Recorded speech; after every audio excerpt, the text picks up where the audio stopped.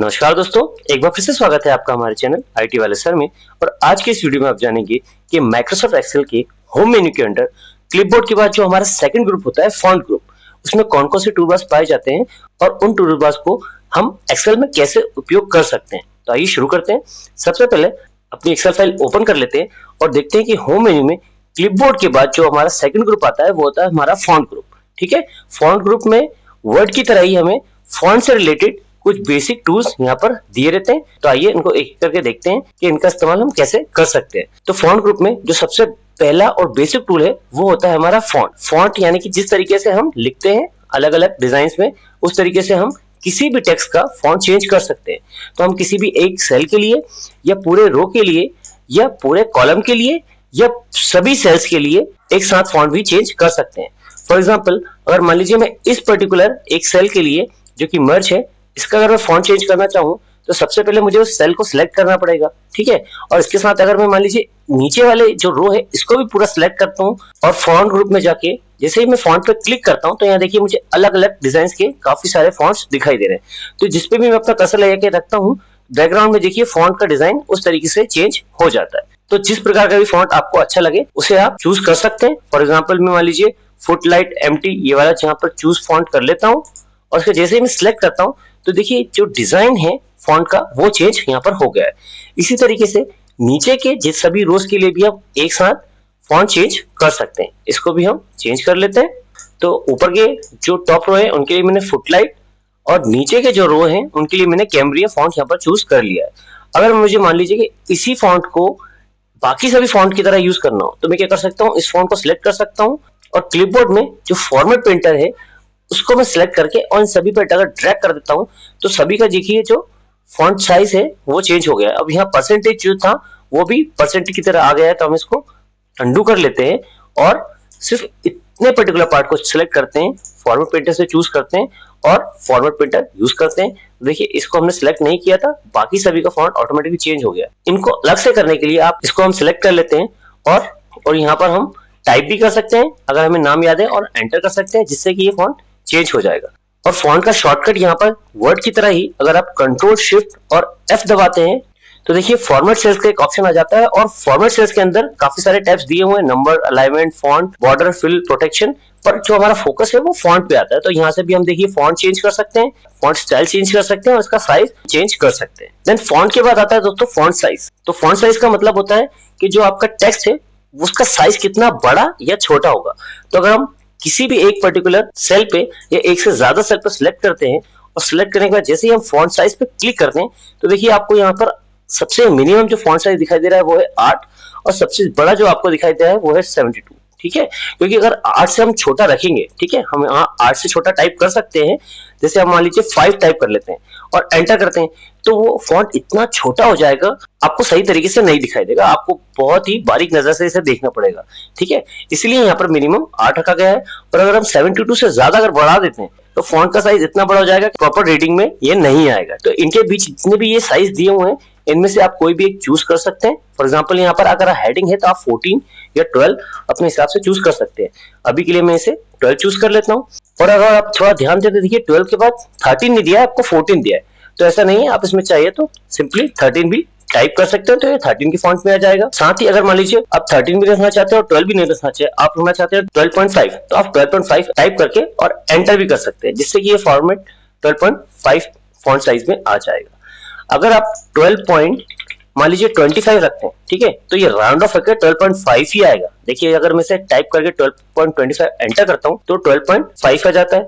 और अगर मैं इसे 12 मान लीजिए 75 टाइप करता हूँ और एंटर करता हूँ तो ये राउंड होकर 13 आ जाएगा। इसके साथ ही मान लीजिए हमें सबसे बड़ा और सबसे छोटा साइज देखना है कि हम इसमें कितना यूज कर सकते हैं। तो अगर हम इसमें मान लीजिए 1000 टाइप कर देते हैं और एंटर करते हैं तो माइक्रोसॉफ्ट एक्सेल आपको ऑटोमेटिक एक एरर प्रोवाइड करवाता है जिसमें लिखा होता है font size must be between 1 and 409 points. ठीक है, तो जो फॉन्ट साइज होता है वो पॉइंट्स में नापा जाता है इसलिए, और पॉइंट्स को हम कभी शॉर्ट में पीटी से भी रिप्रेजेंट करते हैं। तो आपका जितना फॉन्ट साइज है 1 से 409 पॉइंट्स के बीच में होना चाहिए। अब एक्सेल में फॉन्ट साइज के लिए आपको अलग से कोई शॉर्टकट की नहीं दी है। फॉन्ट के जितने भी ऑप्शन है उन सभी के लिए आपको कंट्रोल शिफ्ट और F ही दबाना पड़ेगा। ठीक है, जिससे क्या होगा, फॉर्मेट सेल्स यहाँ पर डायलॉग बॉक्स ओपन हो जाएगा और आपका फोकस फॉन्ट टैब पे आ जाएगा। देन यहाँ से आप फॉन्ट फॉन्ट स्टाइल, साइज और बाकी सारे ऑप्शन भी चूज कर सकते हैं। देन फॉन्ट साइज के जस्ट राइट साइड में आप देखेंगे तो यहाँ पर इंक्रीज फॉन्ट साइज और डिक्रीज फॉन्ट साइज दो ऑप्शन आपको दिए हुए हैं। तो यदि आपको पता नहीं है कि आपको फॉन्ट साइज कितना रखना है तो आप क्या कर सकते हैं, पर्टिकुलर जिस रो या कॉलम को भी आपको फॉन्ट साइज चेंज करना है उसको सिलेक्ट कर लें। देन अगर आप इंक्रीज फॉन्ट साइज पे क्लिक करते हैं तो देखिए यहाँ पर जो भी नेक्स्ट वैल्यू है ऑटोमेटिकली उसके हिसाब से यहाँ पर इंक्रीज हो जाता है। ठीक है, तो अगर हम इसे क्लिक करते रहेंगे तो फॉन्ट साइज ऑटोमेटिकली इंक्रीज होता रहेगा, और अगर हम डिक्रीज फॉन्ट साइज पे करते हैं तो ऑटोमेटिकली फॉन्ट साइज इसका डिक्रीज होता रहेगा। वर्ड में आपको इंक्रीज फॉन्ट साइज और डिक्रीज फॉन्ट साइज दोनों ऑप्शन मिलते हैं, पर वहां पर इनका नाम ग्रो फॉन्ट और श्रिंक फॉन्ट होता है। ठीक है, एक्सेल में हम इनको इंक्रीज फॉन्ट साइज और डिक्रीज फॉन्ट साइज से रिप्रेजेंट करते हैं। देन इसी के नीचे ऑप्शन यहाँ पर दिए हैं दोस्तों आपके बोल्ड, इटैलिक और अंडरलाइन। फॉर एग्जाम्पल मान लीजिए यहाँ पर मैं हेडिंग को चूज कर लेता हूं और इसको मैं करना चाहता हूँ बोल्ड। ठीक है, तो हेडिंग क्या है, हमारी बाकी चीजों से जो टेक्स्ट है टेबल में वो अलग दिखना चाहिए, इसलिए हम ज्यादातर क्या होता है हेडिंग को बोल्ड कर लेते हैं ताकि वो बाकी टेक्स्ट से अलग दिखाई दे। इसी तरीके से हम इटैलिक का यूज भी कर सकते हैं, ठीक है, जिससे यूजर का फोकस इस पे जाए। साथ ही हम इसमें अंडरलाइन ऑप्शन का भी यूज कर सकते हैं, और अंडरलाइन के अगर आप साइड में देखें एक ड्रॉप डाउन एरो आपको दिखाई देगा, तो अगर आप इस पे क्लिक करते हैं तो अंडरलाइन या डबल अंडरलाइन, तो सिंगल अंडरलाइन या डबल अंडरलाइन आप अपनी सुविधा अनुसार चूज कर सकते हैं। अभी के लिए इसमें सिंगल अंडरलाइन कर देता हूं। तो बोल्ड, इटैलिक और अंडरलाइन टेक्स्ट पे फोकस लाने के लिए इस्तेमाल किया जाता है। बोल्ड के लिए आप Ctrl+B शॉर्टकट इस्तेमाल कर सकते हैं, इटैलिक के लिए आप Ctrl+I यूज कर सकते हैं, और अंडरलाइन करने के लिए आप Ctrl+U शॉर्टकट की का इस्तेमाल कर सकते हैं। इसके अगर राइट साइड में आप देखें तो यहाँ पर आपको बॉर्डर ऑप्शन दिखाई देगा। एक्सेल में जितने भी हम टेक्स्ट बनाते हैं या डाटा बनाते हैं वो ज्यादातर टेबल्स में होता है जिसमें कैलकुलेशन यूज किया जाता है। तो अगर मान लीजिए हम इसे बिना बॉर्डर के अगर प्रिंट करते हैं, इसका हम अगर प्रिंट प्रीव्यू देखते हैं तो देखिए बिना बॉर्डर के हमें इस प्रकार से कुछ दिखाई देगा प्रिंट होने के बाद। तो अगर हम चाहते हैं कि ये और अच्छा दिखाई दे तो हम इस पे चाहें तो बॉर्डर भी लगा सकते हैं। तो जितने टेक्स्ट एरिया पे आपको बॉर्डर लगानी है उसको आप सिंपली चूज कर लें। ठीक है, इस तरीके से आप सिलेक्ट कर सकते हैं माउस से, और यहाँ बॉर्डर ऑप्शन पे जाके अब देखिए अलग अलग ऑप्शंस आपको दिखाई देंगे। बॉटम बॉर्डर से टेबल के बॉटम बॉर्डर आ जाएगी, टॉप बॉर्डर में केवल टॉप पार्ट में ही बॉर्डर आएगी, लेफ्ट में केवल लेफ्ट साइड में, राइट में केवल राइट साइड में, नो बॉर्डर पे कोई बॉर्डर नहीं रहेगी, सारी बॉर्डर अगर हैं तो हट जाएगी, और ऑल बॉर्डर्स में सभी सेल्स के लिए एक बॉर्डर ऑटोमेटिकली आ जाएगी। अगर हम इसको प्रिंट लेआउट व्यू में देखते हैं, हर सेल के चारों तरफ हमको एक बॉर्डर दिखाई दे रही है, और प्रिंट होने के बाद ये थोड़ा प्रोफेशनल वे में दिखाई देता है और ज्यादा खूबसूरत दिखाई देता है। ऑल बॉर्डर्स के नीचे भी आप देखिए outside border, thick box border, ठीक है, और डिफरेंट तरीके के बॉर्डर्स आपको दिखाई दे रहे हैं। तो आप अपनी सुविधा अनुसार विभिन्न बॉर्डर का इस्तेमाल कर सकते हैं। साथ ही आप चाहें तो बॉर्डर को ड्रॉ भी कर सकते हैं, उनके लाइन का कलर भी आप चाहे तो चेंज कर सकते हैं, उनके लाइन का स्टाइल भी आप चाहे तो चेंज कर सकते हैं। ठीक है, यहाँ पर एक मोर बॉर्डर ऑप्शन और दिया है, तो अगर हम इस पे क्लिक करते हैं तो देखिए फॉर्मेट से डायलॉग बॉक्स यहाँ पर वापस हमारा ओपन हो जाता है, पर यहाँ फॉन्ट पे फोकस ना होकर बॉर्डर पे हमारा फोकस हो। ठीक है, और बॉर्डर से रिलेटेड यहाँ पर डिफरेंट ऑप्शंस आप देख सकते हैं। फॉर एग्जांपल यहाँ स्टाइल, तो अलग अलग सिंपल आपको लाइन चाहिए या डॉटेड लाइन चाहिए, या डिफरेंट टाइप की लाइंस दी हुई हैं, इनको चूज कर सकते हैं आप। देन इनका कलर भी चूज कर सकते हैं। ठीक है, और किस तरफ से आपको बॉर्डर रखनी है वो भी आप यहाँ से चूज कर सकते हैं कि प्रीसेट आपके नन हो, आउटलाइन हो या इनसाइड में हो, या बॉर्डर आपके हैं तो वो किस डायरेक्शन से, टॉप में रहे या ना रहे, ठीक है, बॉटम में रहे या ना रहे। डायगनली आप अगर एक क्रॉस दिखाना चाहते हैं दोनों तरफ से तो एक डायगनली आप इस तरीके से यूज कर सकते हैं। ठीक है, अगर हम इसको मान लीजिए ओके करके देखते हैं तो देखिए जिस सेल पे मेरा कर्सर रखा हुआ था वहां एक डायगोनल बॉर्डर आ गई। तो बॉर्डर के अगर आप राइट साइड पे देखें तो आपको फिल कलर एक ऑप्शन दिखाई देगा। तो सेल्स का जो बैकग्राउंड कलर होता है वो बाय डिफॉल्ट व्हाइट होता है, और जो टेक्स्ट का कलर होता है वो ब्लैक कलर का होता है।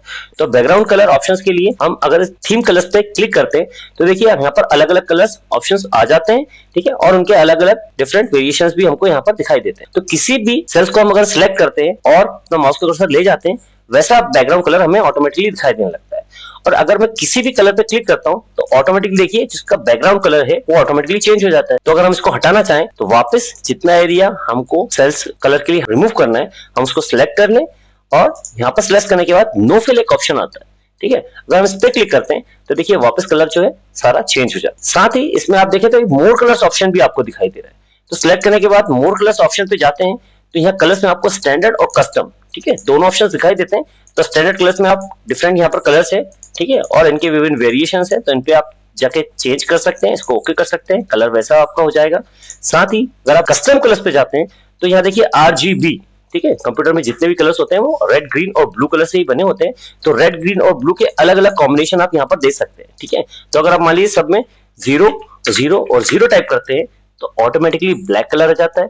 और सभी के लिए जो इसकी हाईएस्ट वैल्यू है 255, 255, 255, सभी के लिए इसकी हाईएस्ट वैल्यू देते हैं 255 तो ऑटोमेटिकली व्हाइट कलर यहाँ आ जाता है। तो आप अपने मन मुताबिक विभिन्न कलर्स यहाँ पर बना सकते हैं 0 से 255 के बीच में वैल्यू देगी। और इसके बाद हम फॉन्ट कलर ऑप्शन पे जाते हैं। ठीक है, तो फॉन्ट कलर्स ऑप्शन पे भी सारे ऑप्शंस वैसे ही हैं, बस बैकग्राउंड कलर की जगह जो टेक्स्ट का कलर है अब वो यहाँ पर चेंज हो जाएगा। तो जो सेल्स या जिस टेक्स्ट को आपको कलर चेंज करना हो उसको आप सिलेक्ट कर लें, देन कलर ऑप्शन पे जाएं, देन फॉन्ट कलर ऑप्शन पे जाएं और यहाँ पर जिस कलर के भी आप अपना कर्सर रखेंगे देखिए ऑटोमेटिकली कलर वैसा चेंज होता जाएगा। तो मान लीजिए अगर मैं रेड पे यहाँ पर रखता हूँ तो ऑटोमेटिकली रेड कलर यहाँ पर टेक्स्ट के लिए आ जाएगा। साथ ही यहाँ पर आपको मोड कलर्स दिए हुए हैं। ठीक है, तो मोड कलर्स में वही आपके स्टैंडर्ड और कस्टम ऑप्शन दिए हुए हैं, आप अपनी सुविधा अनुसार इनको चेंज कर सकते हैं। और इनको अगर आपको रिमूव करना हो, ठीक है, फॉन्ट कलर रिमूव करना है तो आप यहाँ पर देखिए ऑटोमेटिक अगर इस पर क्लिक करते हैं तो बाय डिफॉल्ट जो आपका ब्लैक कलर होता है फॉन्ट के लिए वो यहाँ पर आ जाता है। फॉन्ट ग्रुप के लॉन्चर बटन पे अगर आप क्लिक करते हैं, ठीक है, यहाँ पर लॉन्चर बटन पे आप क्लिक करते हैं, कंट्रोल शिफ्ट या एफ दबाते हैं या लॉन्चर बटन में क्लिक करते हैं तो आपको सेम सारे फॉर्मेट सेल्स के ऑप्शन दिखाई देंगे और आपका जो फोकस है वो आपको फॉन्ट ग्रुप पे दिखाई देता है। ठीक, इसमें फॉन्ट, फॉन्ट स्टाइल और फॉन्ट साइज के साथ या नीचे आपको अंडरलाइन, ठीक है, उनके कलर्स भी दिखाई देते हैं और इनके साथ ही नीचे आप स्ट्राइक थ्रू, ठीक है, यानी कि एक सिंपल सी लाइन टेक्स्ट के बीच में आ जाएगी। सुपर सब्सक्रिप्ट और सब्सक्रिप्ट का भी इस्तेमाल कर सकते हैं। सुपर मतलब ऊपर, जैसे हम 10th के साथ TH लिखते हैं तो TH को आप सिलेक्ट कर लें और सुपर सब्सक्रिप्ट पे टिक करते हैं तो जो TH है वो आपका ऊपर की तरफ दिखाई दे रहा है। जैसे यहाँ देखिए मैंने क्लास में लिख रखा है 8 के बाद TH, तो इनको मैंने सुपर सब्सक्रिप्ट कर रखा है।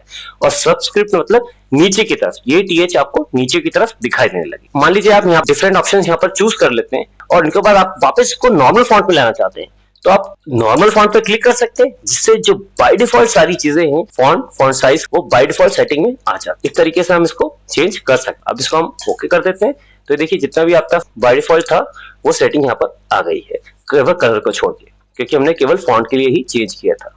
तो इस तरीके से आप फॉन्ट ग्रुप में डिफरेंट टूल बार्स का इस्तेमाल कर सकते हैं। धन्यवाद दोस्तों, जय हिंद, जय भारत।